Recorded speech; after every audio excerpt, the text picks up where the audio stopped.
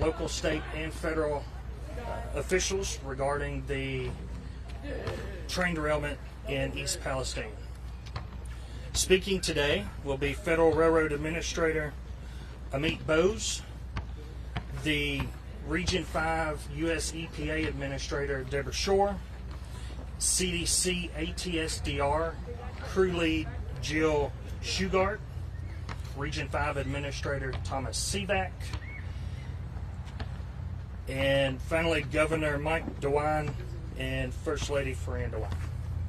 Available for questions, we'll have Andy Wilson, the Ohio Department of Public Safety Director, Dr. Bruce Vanderhoff, who is the Ohio Department of Health Director, and Vogel, Ohio EPA Director, East Palestine Mayor Trent Conaway, and East Palestine Fire Chief Trent Drabick. After remarks, we will open it up for questions. I ask that you state your name and your affiliation, and with that, I'll turn it over. Good afternoon. Thank you, Governor DeWine and the First Lady, for joining us this afternoon. I want to thank the residents of East Palestine for having us here. We are here to serve you and ensure that we are doing everything in our power to make freight rail safer for your community and communities like yours across the country. I am grateful to the FEMA for organizing these daily briefings, as well as Peggy Clark and Brian Rutledge with the Columbiana County Emergency Management Agency for working with FRA to bring this vehicle behind me here today. I also want to recognize the bipartisan group of senators, including Senators Brown and Vance of Ohio, who announced important legislation this morning to help advance rail safety and accountability, just as Secretary Buttigieg asked Congress to do. A lot of the specific parts of their bill stemmed from the three-part drive that the Secretary announced a little over a week ago to increase freight rail accountability and improve safety following the February 3rd Norfolk Southern derailment. I want to thank the FRA staff who were on the ground that first night and the team who were here supporting the National Transportation Safety Board investigation in the initial days. I fully recognize this derailment continues to upend daily lives. The needs of East Palestine and the rail safety needs of all communities is at the top of my mind. The U.S. Department of Transportation will continue to use our tools to hold Norfolk Southern accountable for the derailment and to improve freight rail safety across the country.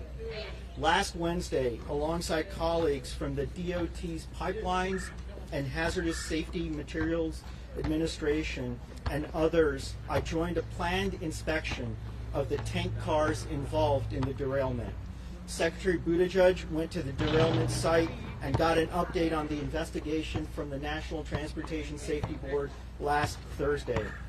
The Department of Transportation continues to actively support the NTSB-led investigation of the derailment, and our work here in support of East Palestine continues as well. Today, with the help of specialized vehicles like the one behind me, FRA personnel are kicking off a nationwide focused inspections on routes that carry high hazard flammable trains and other trains carrying large volumes of hazardous materials. It's going to start right here in East Palestine. These inspections will use a combination of human inspection and technology combined. We need to keep our nation's railroads safe. Our focused inspections will be multifaceted. We will evaluate the conditions of track quality using our automated track inspection program, signal and train control infrastructure and systems, operating practices, dispatch and crew, mechanical equipment, including tank cars used to transport hazardous materials, and hazardous materials packaging and other aspects of compliance included in the pipeline's Hazardous Materials Safety Administration guidelines. Taken together, these are critical components of maintaining a safe and reliable rail network for the people working on railroads and the many people that live near them. Today's initiative is complementary to FRA's existing regulatory inspection, oversight, and enforcement programs. And this focused effort will start, again, here in East Palestine and then expand to communities across the country. Working with the Pipeline's Hazardous Materials Safety Administration, FRA is identifying and prioritizing the routes that carry hazardous materials using a combination of visual inspections and automated track inspection technology to assess rail infrastructure that detects potential safety concerns and prevents potential derailments.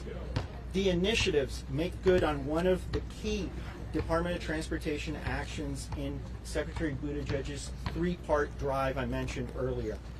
In addition to the focused inspections prioritizing hazardous materials routes, FRA also issued a safety advisory just yesterday about hot-bearing wayside detectors. On Monday, Secretary Buttigieg called on the Class 1 railroads, including Norfolk Southern, to join FRA's close call reporting program. And more actions are coming on the way to advance DOT's #1 priority, safety.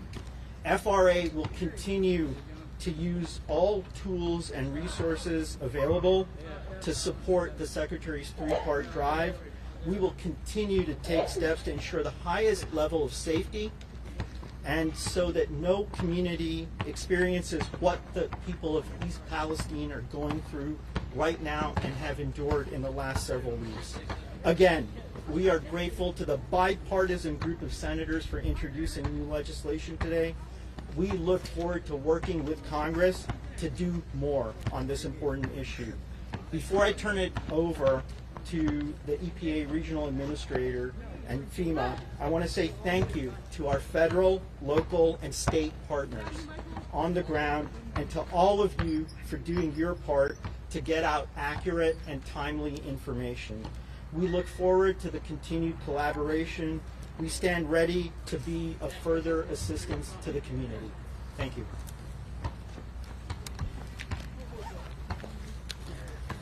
Thank you, Director Bowes, and good afternoon, everyone. I'm Deborah Shore, the Regional Administrator for US EPA Region 5. I'll start with a brief operational update. EPA has conducted 585 home reentry screenings to date and continues air monitoring at 16 stations within the community. There have been no exceedances for residential air quality standards, and outdoor air quality remains normal. EPA is continuing to offer the air screening service to any resident within the evacuation zone who wants a screening.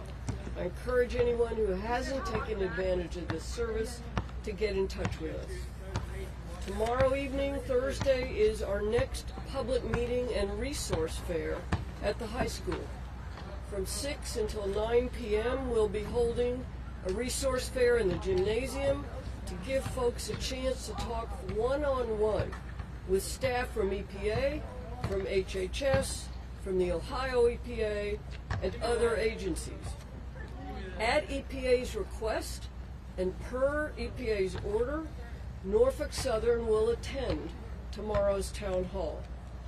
From 6:30 to 7:30, we'll provide a response update and a Q&A session in the auditorium.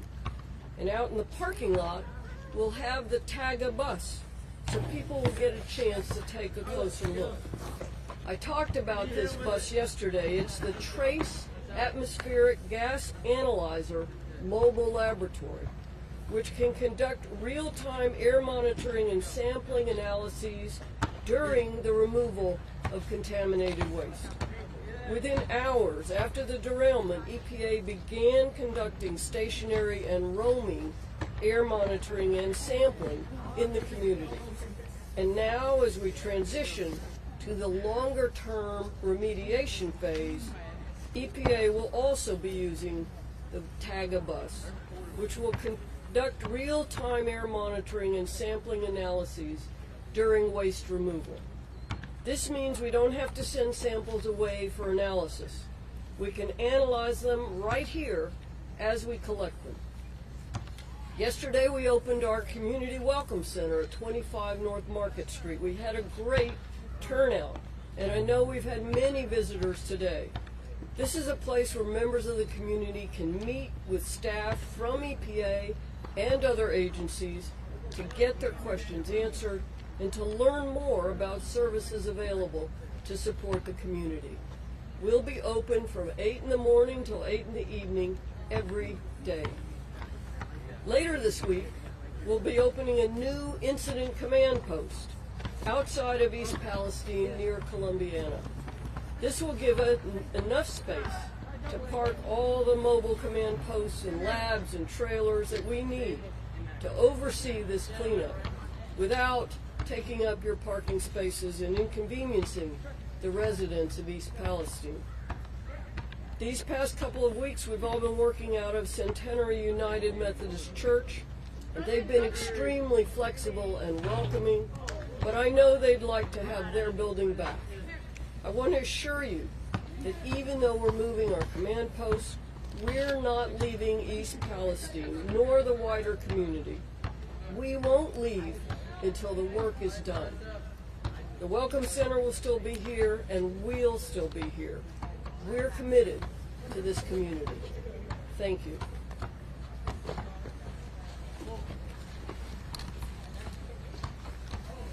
Good afternoon. My name is Captain Jill Sugart, and I am currently serving as the CDC ATSDR team lead here in East Palestine. Today I'd like to update you just on a couple of things that we're working on. So in coordination with our local and state health partners, we will be going door to door tomorrow in East Palestine, offering residents in certain areas the opportunity to take the ACE survey, our assessment of chemical exposures. We also are continuing to work with our local, state, and federal partners on community engagement activities, such as those that Deborah just mentioned. We have staff available to provide public health information and also materials. And then finally, we have been working with local, state, and federal first responder leaders and first responders to talk with them and prepare our ACE first responder survey that we will be finalizing this week. That's it for us today. Thank you.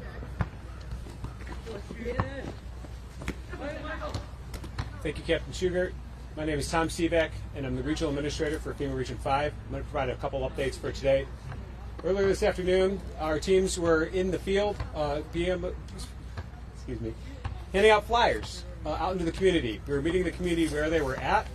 As of this afternoon at 2 o'clock, our teams were able to flyer places within East Palestine to 400 residents, and then also that brings our total in the last couple of days, in a few days, to 1,200 flyers throughout the entire community. These flyers have a lot of information for the community. Air, water testing, soil sampling, and just general questions. If anyone has any questions, please call 866-361-0526. Again, that number is 861-365-0526.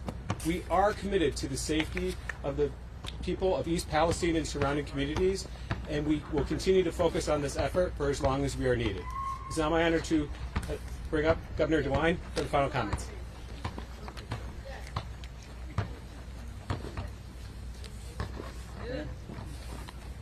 Well, good afternoon, everyone.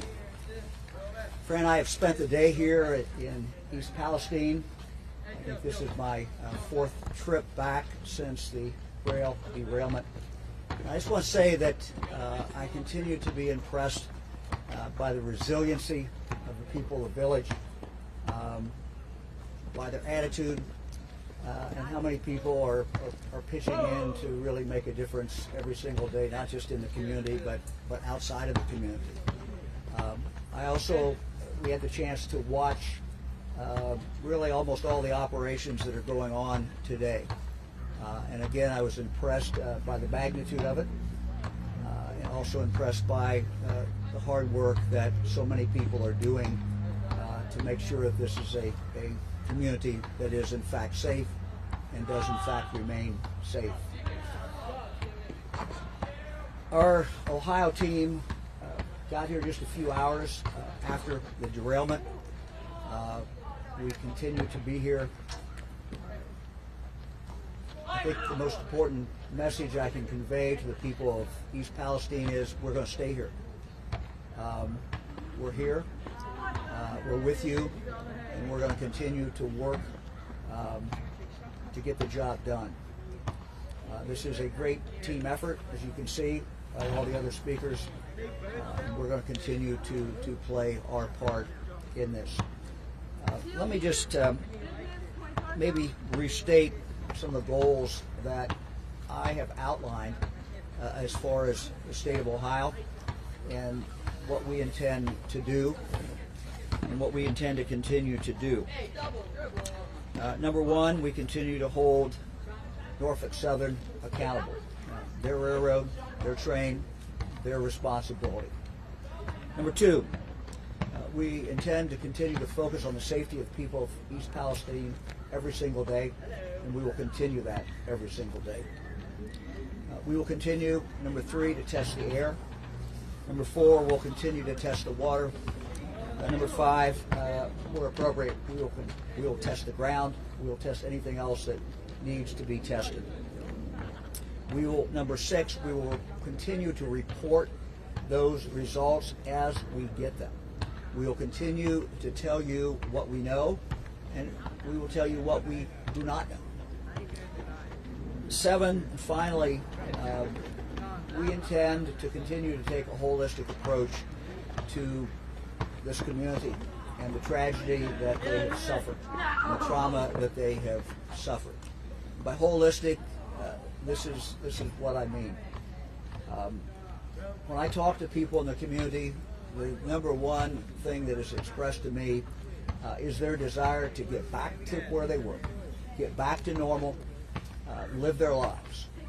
And that includes all the things I've said, but it may include other things as we look forward to go forward for this community to continue to thrive.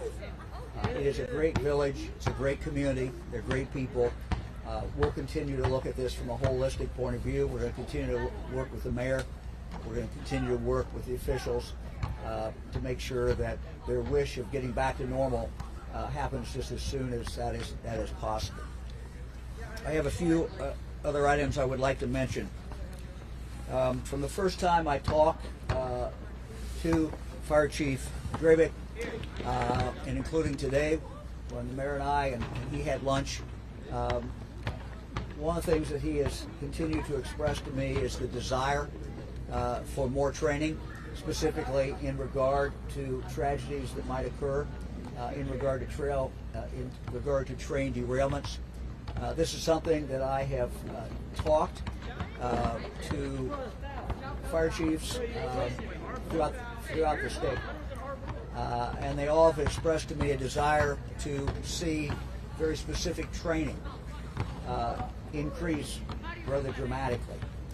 They've all expressed a desire to have the railroads that have unique knowledge about this to actively participate in that training. As a result of that, I talked yesterday to Alan Shaw. We went back and forth with a number of communications, of course the CEO of Norfolk Southern, about that desire. I've also talked yesterday to CSX CEO Joseph Heinrich about that as well. He pointed out to me that this is their number one state in the union in regard to number of miles of rail. Both of them expressed a desire to work with us to dramatically increase that training. To state the obvious, most of the rail miles in this state are in rural areas. They go through village after small city after small city, as well as our big urban cities. The reality is that in most of our rural parts of the state of Ohio, it is our volunteer firemen and women who are the most likely to be the first ones on the scene. And that's what we saw here. So the fact and the need to have them trained, to understand more information, and to have the railroad actively participate in this is a big goal of mine. And after these two very favorable conversations, we don't have details yet to announce, but I'm very confident that we will be able to have an announcement in the future about that. And this affects not just obviously East Palestine, but every community where rails go through. Let me talk for a moment about rail safety. The first thing I said, I believe when I was here the first time after the derailment, was for the need for the United States Congress to take action in regard to rail safety. There's action going on in the state legislature, and I applaud that. But the reality is that with the preemptions that we've had over the years and the way the laws are today, if we want to make sure there's action taken quickly and it's universal throughout this country, it obviously has to come from the federal government. So I applaud today Senator Brown, Vance, Casey, Fetterman, Rubio, Hawley, as well as Congressman Johnson, congressman from this district, for their introduction of the Railway Safety Act. The items contained in that act are some of the things that we certainly need. I also know, and I also called initially on Congress to hold hearings. Those hearings are getting ready to start. Ann Vogel from our EPA is one of the people that's been asked to testify, and I think this testimony from all the witnesses in these hearings are vitally important, and that Congress and the American people will learn, as we usually do, from very open and very blunt and very candid hearings, and I applaud Congress for doing that as well. One of our goals every day is to communicate to the people of the state of Ohio. And we try to do that, again, telling them what we know, what we don't know, every single day. We have been sending news releases out every day around 5 o'clock. I told my team, after I've been looking at these news releases, I said, look, we need to get these out to anybody that wants one. These are a good, concise summary of what we know for the last 24 hours. And while the most important recipient is the news media, so they can disseminate that out to the public, it's also good, I think, of anybody who wants to get that. We're sending these out now to, I think, about 700 different people. Actually, on another list that gets all our news releases, I think we're up to about 11,000. But I want to make this very, very clear how people can sign up for this. They can go up on the EMA page. That is ema.ohio.gov/East Palestine. That's ema.ohio.gov/East Palestine. East Palestine, one word. Or they can go up on the governor's page as well. That's governor.ohio.gov.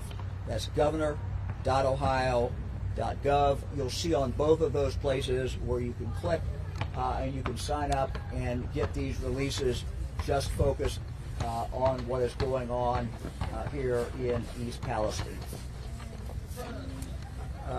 Had the opportunity today, Fran and I did, to visit the school. And again, what we saw today, I think, is a real credit to this community. We had the chance to talk to a lot of children. We talked to Superintendent Chris Neifer, and as well as principals, teachers, and I said most of all the young people who are in school. If you did not know that this train wreck had occurred, you would not know it by walking in that school. They were doing things that we would expect kids to do every single day in school, and I think very glad to be there. So again, that is a credit to our teachers, it's a credit to our school superintendent or principal, and it's a credit to our students and to their families. And we enjoyed being with these young people very, very much. We had conversation about upcoming track meet. We had conversation about upcoming play, Lion King. That's what we expect when we go into schools. And that, I think, is very, very good news. Let me give a couple test results, February 21 test results in regard to the village wells. Again, showing those are all clear. The private wells, we've seen an increase of 15 results come back. They are all the same, so we now have 45 good ones that have come back. We will expect those results to continue to come back. Let me close with a couple other things. One, Frank, hold that. We had the opportunity to visit in Salem, the Brightside Project. These are fellow members of the communities in the county who are just doing phenomenal work. It's a nonprofit. They have focused since their inception on helping kids with food, and they have really stepped up and are receiving gifts from people as far away as they told us they had one group in New York sent some money in, and the money's coming in and help is coming in, but these people are the ones who are out in the front line and doing the Lord's work, and I just want to thank them very, very much for that. Let me conclude in regard to the issue of training. I'm announcing that our Ohio Public Utilities Commission has $800,000 in grant funding available to help our smaller departments pay for critically important training. Today through May 31, PUCO will be taking applications for their annual hazardous materials training grant program. Among the opportunities funded through this program are rail hazardous material response training. That's one of the things that you can use the money for, and hazardous material incident response. Ohio is obviously a central point in the United States for transportation. We'll have to tell any of you that. These grants can help agencies execute real-time, real-world training scenarios that address hazmat spills. The money from these grants is from fines paid by hazardous material carriers and shippers. More information is available in regard to this money at puco.ohio.gov. Thank you all very much. Governor, any questions? So we're going to open it up to questions. I ask that you speak loudly, please. My name is Stan Boney from WKBN. A question for Mr. Bose real quick. The inspections that you're going to undertake, the data that you collect from those, do you see them possibly being used to change laws down the road? Absolutely. We use it for that purpose. We also use it for compliance and enforcement purposes as well. So it's a combination of those, but absolutely we'll use the data and information that we gather from that for our regulatory purposes and enforcement and compliance. Governor DeWine, if I may, sir. Thank you. As an Ohioan, I want to personally thank you for stepping up to the plate, doing what you've been doing for the people of East Palestine. Thank you. It's been a yeoman's job. Appreciate that. 1,700 derailments happen in this country on average. Have you reached out to the National Governors Association to collaborate with some kind of effort to say to Norfolk Southern or any other rail carrier, you guys got to get it together and stop having these derailments around the country? And if you have not done that, will you do that? Yes. Obviously, Governor Shapiro and I have talked about this, and we both are feeling this up close. But I can just tell you, other governors are looking at this. They understand. What we as governors do, if we see something happen in another state, we then think, okay, how are we going to deal with this? How are we going to maybe stop it from happening? But if it does happen, how are we going to respond? And I think as a governor, and I can't speak for every governor, but I think it's true for every governor, what we try to do is learn from every experience, whether it's our own experience or whether it's an experience in another state. Again, if we're talking about changing the law, Congress has got to do it. And I'm sure that other governors are talking to their members of Congress as well. So, and I appreciate Congress's response. Thank you. Governor, my question is for you as well. Governor, why isn't the U.S. EPA, federal and other state agencies, which is responsible for protecting the people, not issuing warnings to keep people away from the contaminated creeks? If there's even the slightest possibility that it could be dangerous, why has that not been done? To stay away from what? I'm sorry. To stay away from the contaminated creeks. I think that's being done. I would have to ask anybody else here who's look. I mean, when we went up there today, you know, I can just tell you the press was stopped. We had a pool camera. You know, they were stopped from going in. They were not allowed to go in. People are not allowed to go into that area. If there's a problem about the security, then you know we certainly will look at that. But I'm not aware of a problem in regard to security. You know, if you look at the different bodies of water, you know, what we can tell you is the further out you get, and I'll let Ann or someone else wants to take that. The further out you get, you know, you're starting to see life is coming back. I mean, it's the indication. But we know that we have certain areas, and Fran and I viewed this today, where they're working very, very hard every single day to make sure that the contamination is taken care of and is gone. And a follow-up question to that, would you want some kind of signage or some kind of order that would keep people away from those areas? Okay, I'm not aware that's a problem. Again, I'd have to talk to someone locally, maybe the mayor, about whether that is a problem. Look, there should be the signage, there should be whatever is necessary to keep people away. I totally agree with that. I was not aware it's a problem. If it's a problem, we'll deal with it. Hi, Grant McCabe, former resident. I have a three-part question. I'm co-counsel with Motley Rice. Number one, FEMA, what's your position? Wait a minute. Excuse me, FEMA, what's your What's the position? ground rules here, guys? These are for media questions. Excuse me? This is for media. Are you guys going to be answering Lawyers can questions? talk to lawyers, and I'm not going to play lawyer. Are you? Next media question. I'm Brenda Goodman from CNN, and I have a question for Dr. Vanderhoff. I've been walking around the community today talking to people about their health concerns, and I've heard from a lot of people that they're wondering why the assessment clinic is just a kind of a meet and talk about what you think your health concerns are and fill out forms to be documented. They are wondering why there isn't testing available, blood testing, urine testing. I've met with a group of residents who are trying to figure out, you know, how to get their own testing or their own blood testing. Would blood and urine testing be helpful at this point? And should the state be identified? Yeah, so the assessment clinic is actually far more than what you've described.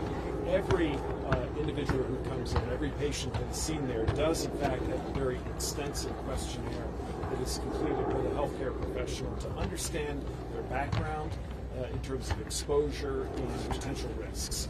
That process absolutely does occur, but then they do go on to have a complete physical examination and evaluation by a qualified physician.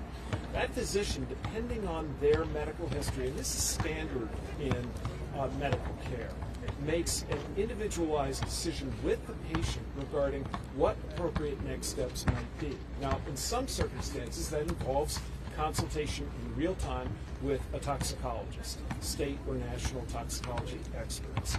In other circumstances, it may involve recommendations for ongoing monitoring that could include blood work or other testing. And that is done in the context of their medical home. If they don't have a medical home, we work to ensure that before they walk out of there, we've established them with a medical home, regardless of their economic circumstances. And why is that important? Because when we look at the chemicals involved, especially the primary chemical, vinyl chloride, there is simply not a blood test that we can do, or a urine test that we can do that would say, aha, you had an exposure. That would be great, but that is just not the case. So what we need to do is establish a plan for long-term evaluation in the context of their baseline medical health. And that we do with their primary care doctor. So there may, in certain circumstances, be a decision for a variety of testing, but that is done in the context of their medical home longitudinally. Doctor, did you notice when your travels today, did you see anything or talk to anybody that you thought was alarming? I have to say I really didn't. On the medical end? Yeah, no, I can tell you that I've been in this community many, many days, and I have wandered around the town. I have spoken to more people now than I can keep count of. I've spoken to them about their medical concerns, the experiences that they're having, and I feel very confident, first, that the air quality is exactly as we've described it. It is safe, it is good. I wouldn't be walking around the community if I didn't think so. I'm very confident in the water quality as we've measured it.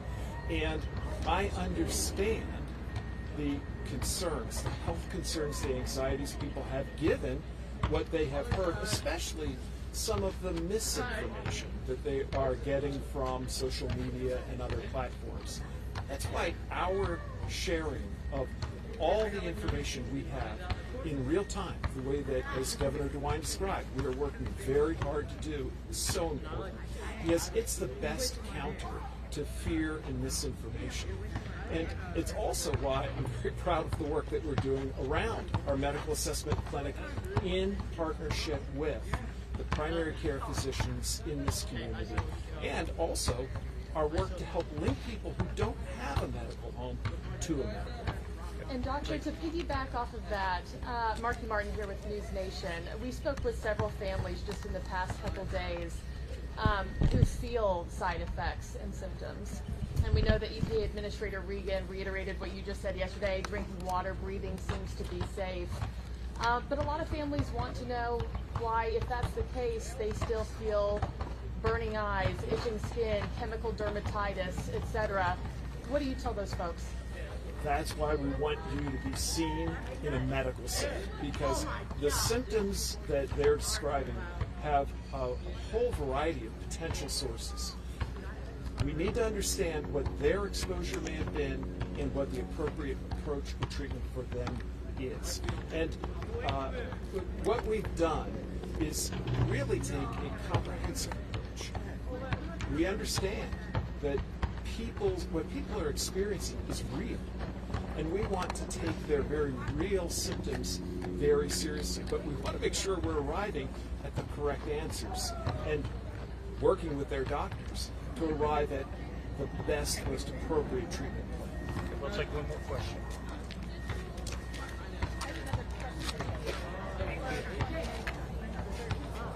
For whoever is testing the wells, is there I spoke to a gentleman today who said that he got his well tested early on himself, and the lab told him there is no EPA certified test for fecal acrylate. Is there an EPA certified test that labs can run to detect butyl acrylate in the well?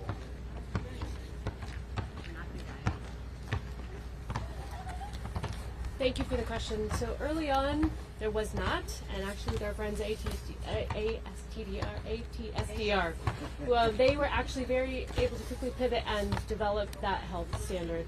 So there is now, we know what levels are safe for human consumption.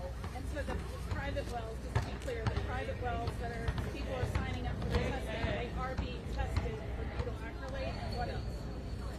It's a panel of more than 120. I know that of potential VOCs and SVOCs. Okay. Thank you, everyone. I have one more question. This press conference will continue. I want to know what your opinion is on the new results from Carnegie Mellon and Texas A&M that says long-term effects. This press conference is finished. We will hold these every day at 4 o'clock. Including tomorrow?